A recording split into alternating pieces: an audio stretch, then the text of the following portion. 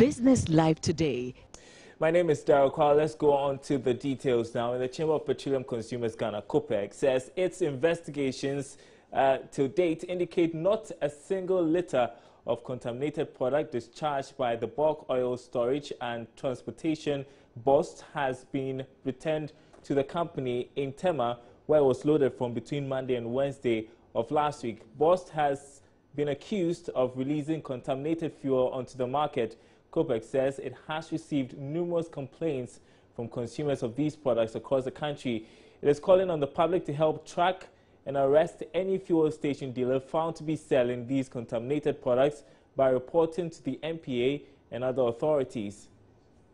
I am putting it to both that they have a cargo at store now that is being blended as we speak right now. And so that defense was not only needless, was not only bad, but it was totally, misleading. I can confirm to you clearly, without mincing words, that the reports we are getting from around is not very pleasant. Quite a number of people are already complaining that their vehicles seem to be giving them a certain reaction since the outbreak of this very story. And unfortunately, both seem to be on the defense, suggesting that they have done nothing wrong. But in the history of this country, we have not sold contaminated products to that tune at any point in time. And that is exactly why we are worried. Boss is treating this issue with the kind of storage it's given all of us.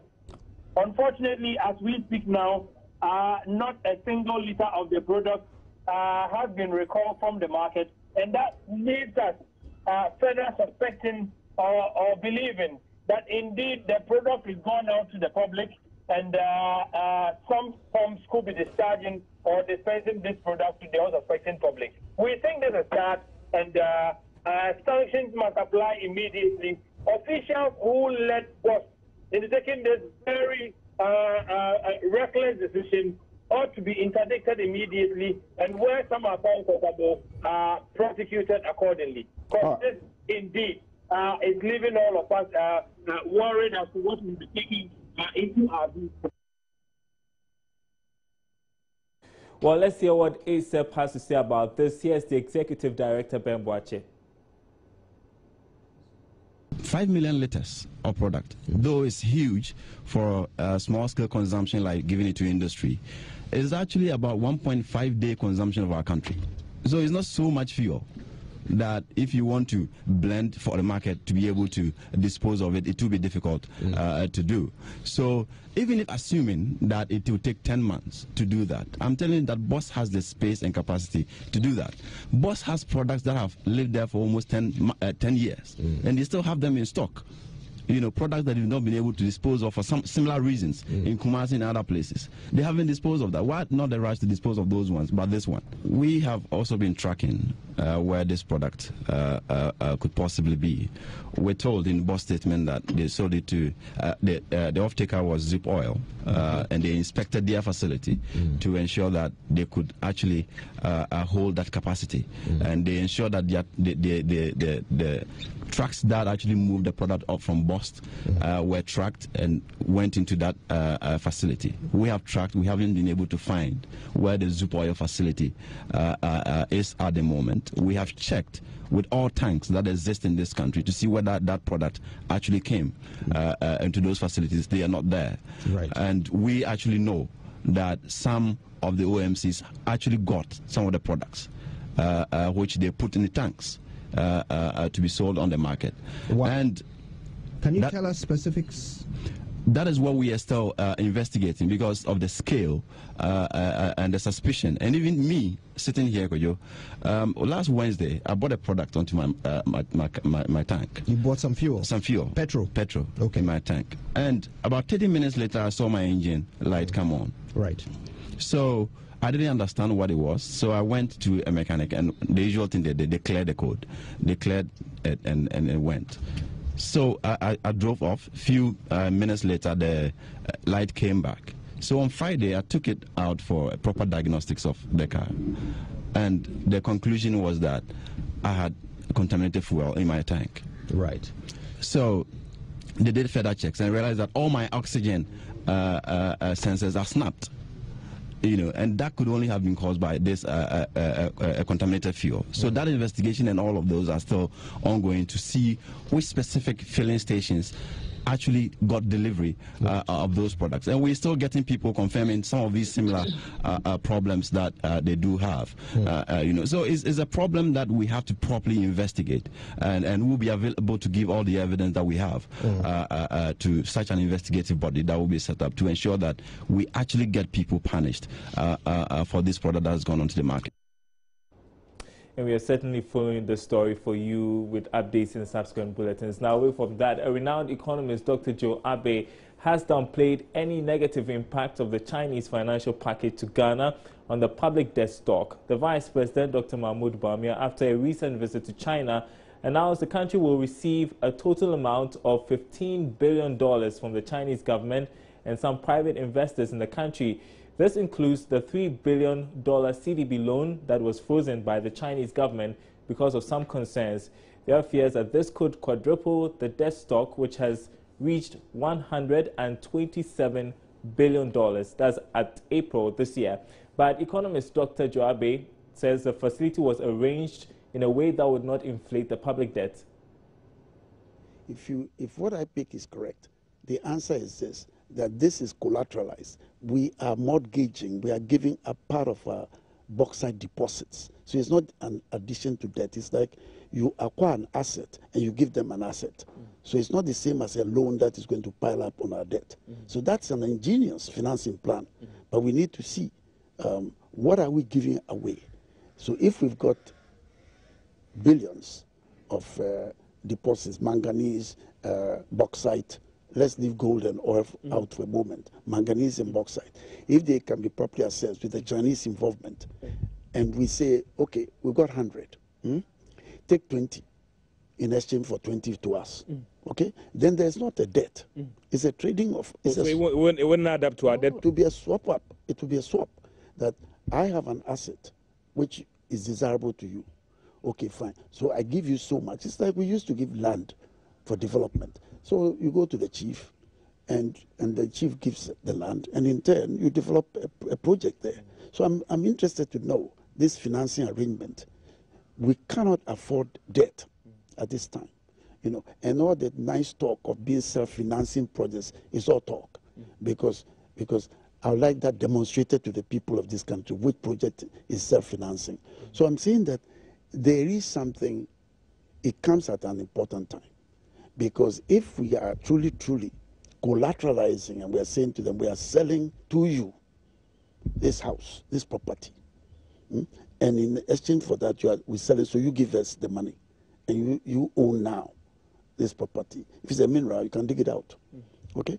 So if that is the case, then this doesn't add to debt. It's just it's a swapping of an asset which Ghana owns today and saying, give us cash for it. So we are selling.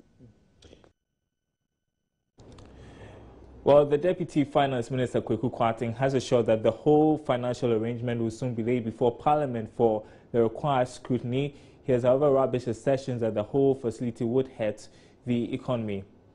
Moving on, Ghana has lost $10 million following the ban on 5 vegetable exports to the European market. Poor inspection of infested vegetables was blamed for the ban. Having put in place a lab and a traceability system, the Ghana Export Promotion Council says it expects the ban will be lifted by September 21.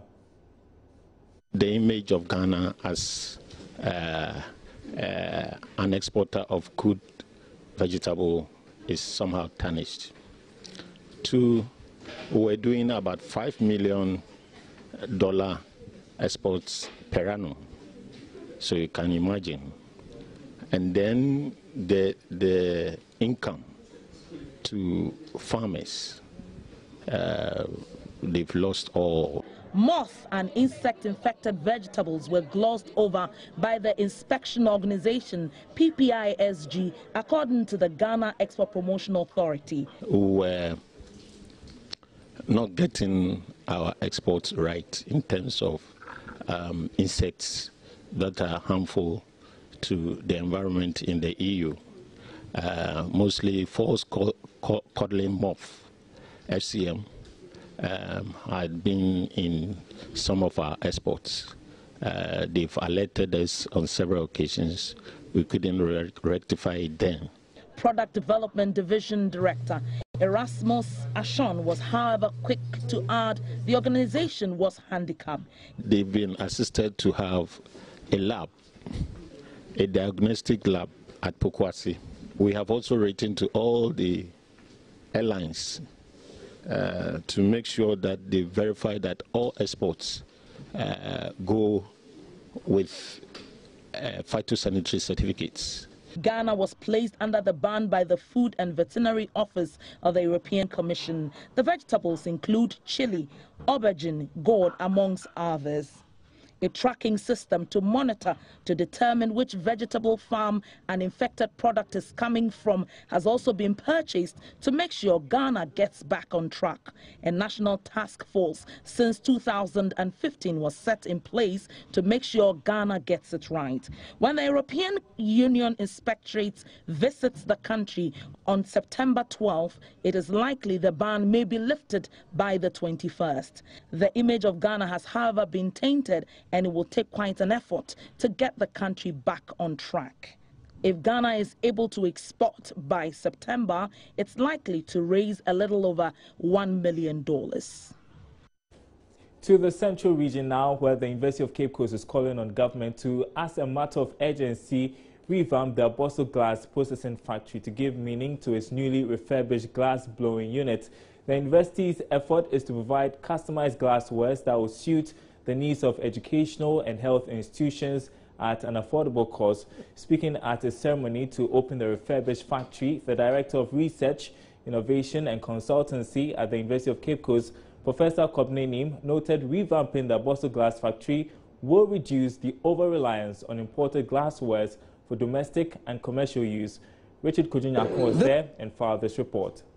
This is the entrance to the refurbished glass blowing units at the University of Cape Coast, and it is co-funded by the Council for Technical and Vocational Education and Training and the University of Cape Coast. So I have with me Professor David Kofi Suman, and he is the Dean of the Department of Physical Science, and he's going to take us through what the glass unit is all about. First, get the glass,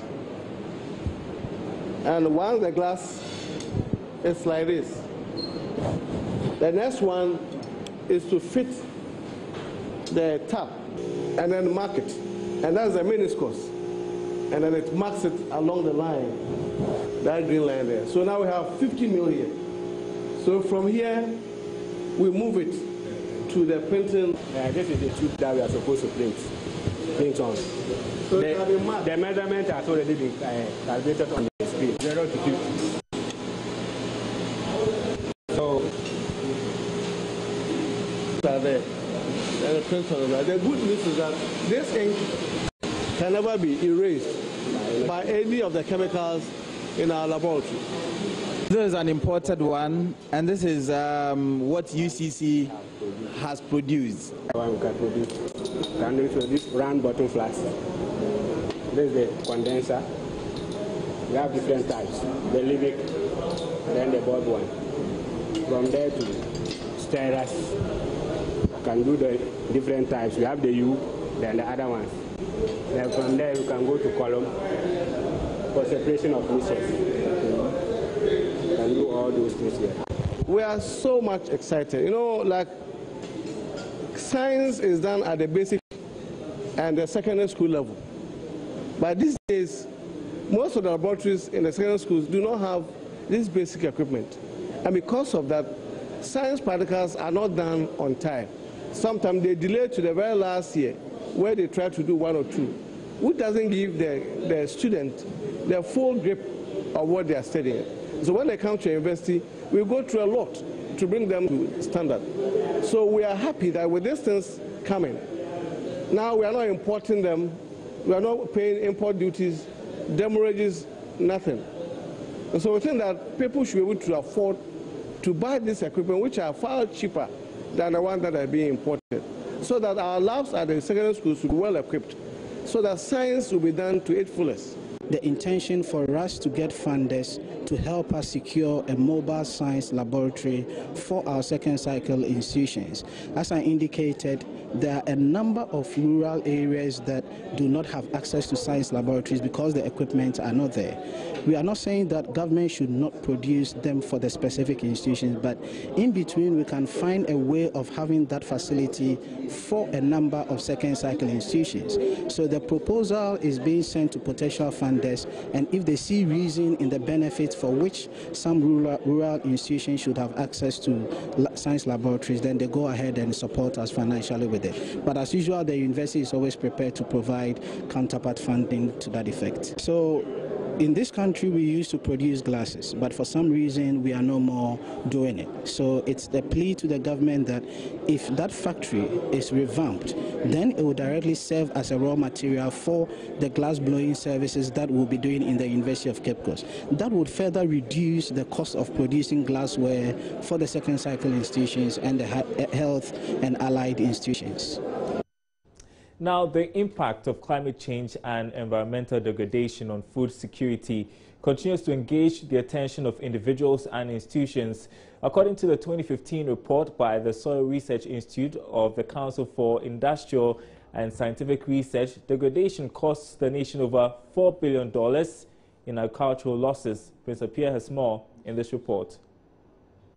Students of University College of Management Studies in Kumasi are embarking on an intensive tree planting to mitigate the effect of climate change. Emmanuel Demzoya, a student representative council president. Actually, when we came to office, we realized that the whole place has been very bare. There are no shades, and aside that, we realized that planting trees will contribute to the rate at which the climate is changing. And so we took it upon ourselves to plant some trees. And so even though when we started, some trees we tried so many times and they died, and we never gave up because we got to know that trees are actually things that will help the climate from a continuous change. And so as SRC, we thought that it was a nice initiative for us to start planting trees around the campus. When we started, we thought that by then it was rainy season, so we did not pay much attention. But when we realized that those plants died, we had to pay much attention to it, and so we replanted. And this time, what we did was that there was consistent watering of those plants. Local NGO Center for Climate Change and Food Security has been engaging students about the initiative on an outreach program.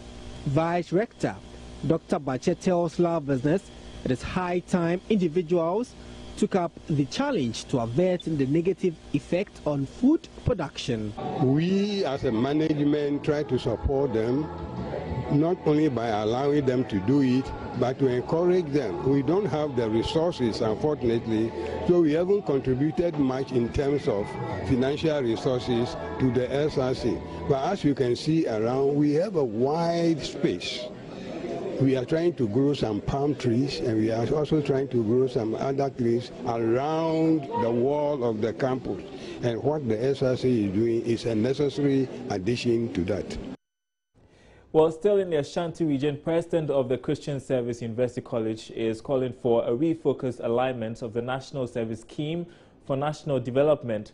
Professor Samuel Afrani observes the scheme has deviated from its original mandate of building capacity of personnel for the job market. Another report from our Prince Pierre. Professor Samuel Afrani wants the National Service Scheme to strive to set up a public fund and wean itself of state funding. Professor Afrani was speaking at a sensitization program by the National Service Personnel Association in Kumasi. The government is spending millions paying national service people. I'm sure we all know, millions of cedis, and even sometimes get into the wrong hands. And therefore, the government cannot fund all these things. So I believe the National Service Scheme must create a public fund. One, some of their own projects. They do agricultural projects, they do water projects and other things. Some of their own projects, some profit can enter that fund. They can also appeal to companies and institutions who are working with them. And therefore, I believe if the fund is established, they will be able to mobilize a lot of financial resources to train and equip and empower the young ones to be able to do this job. Professor Franny wants the scheme to focus on grooming service personnel, either to start their own businesses or be employable. The theme for the program was national service, the link between tertiary education and the job market. And the intention of the scheme is to give them an exposure to the job market, give them some experiences, let them know what the job market is all about, and then they transition into really finding a job. But over the years, the job market, the national service has not been very successful in doing this. Many of the personnel finish the national service and they go back as what? Unemployed. If you look at their objectives, one of them is that they will transition them into the job market. But I can say that their vehicle is unable to do a proper transitioning. Many of them end up staying at home, not getting a job. That's why the national service must reform itself, so that when they keep students for 12 months, they will go properly empowered to be able to enter the job market, either finding a job or they themselves creating one. Stephen Andras is Kumasi Metro President of the National Service. You are still watching Business Live. Let's move on to some hard stuff. Trading activities on the stock market. Of course, it resumed today after yesterday's Eid holiday, and it's likely to record lower trade volumes this week as there was no activity on the first day of the week. Now, reports indicate that the capital market ended the last trading week on a positive note, but expects a decline in trade volumes and values for this 4-day trading week. For more on that, we've been speaking to Asea Kotia of Nordia Capital. He analyzes this week's market trend. The week closed by shedding off some volume and value. That's compared to the previous trading week. Even though the market, as a general, the general market movement was upwards, we had the index moving upwards compared to the previous week as well as the year-to-date return, both on the general burst and as much as also on the financial stock index. In terms of gains and losses on the capital market, you had as many as 8 equities experiencing some upward price movements and only 2 recording negative reviews, and that's good for the market as well, on the back of also a very bullish trend that was the previous week. Usually you have a bearish just after a bullish week with block trades, so that's good indication for the capital market. On the commodity front, crude oil still suffering from excess supply. You've had the cuts in the and supplies from OPEC, but you have Libya and Nigeria increasing their supplies, and US also increasing their supplies. And one of the biggest demanding countries for crude oil being US has also actually cut demand by as much as 10%. So you expect there to be excess supply on the market, and that's reflecting negatively on the price. For commodities, you have cocoa also still suffering under the excess supply. Côte d'Ivoire is the biggest cocoa producer, and they exceeded what they expected actually for the last trading crop season, and so that supply is still on the market, and that's hitting the price as well. For gold as well, you have China, who is still reviewing their GDP growth negatively. They're deliberately slowing the growth down, and that also affects the demand for gold, hence the dip in the price of gold. For 4 trading days, it would mean 20% of the time that investors could actually exchange monies and shares is lost, and so volume value, I expect that to come down. However, that shouldn't affect the pricing for stocks, be it upward or downwards. I expect the price movements should also be what it's supposed to be. I expect the financial stocks to lead the chart. Standard Chartered Bank ended last week on a tremendous note, a lot of demand for Standard Chartered Bank, so we expect to have a very good week.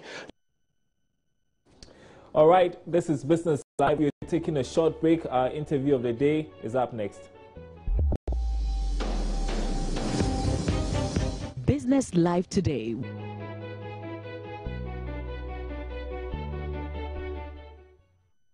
Welcome back. The CEO of the Youth Enterprises Support, YES, John Kuma, says government by July 13 will fold the organization up and come up with a new initiative. The yet-to-be-established organization is expected to satisfy the needs of both the youth and older people interested in entrepreneurial development with an initial investment seed of $10 million. Here's our interview with Mr. Kuma.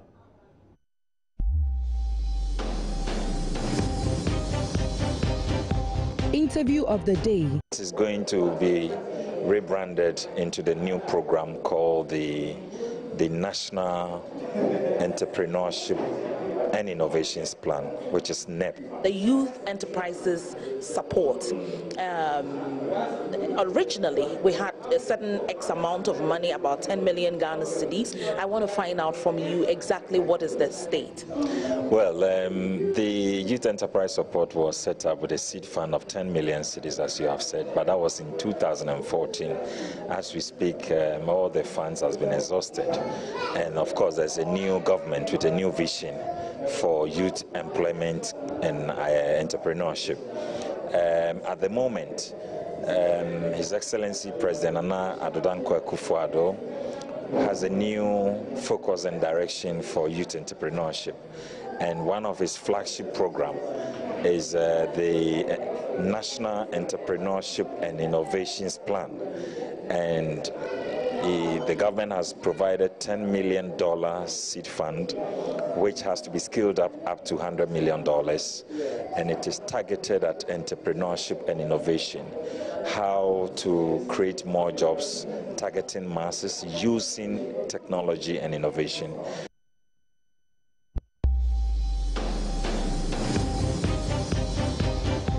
Interview of the day. And thanks for watching our program. We are back same time tomorrow.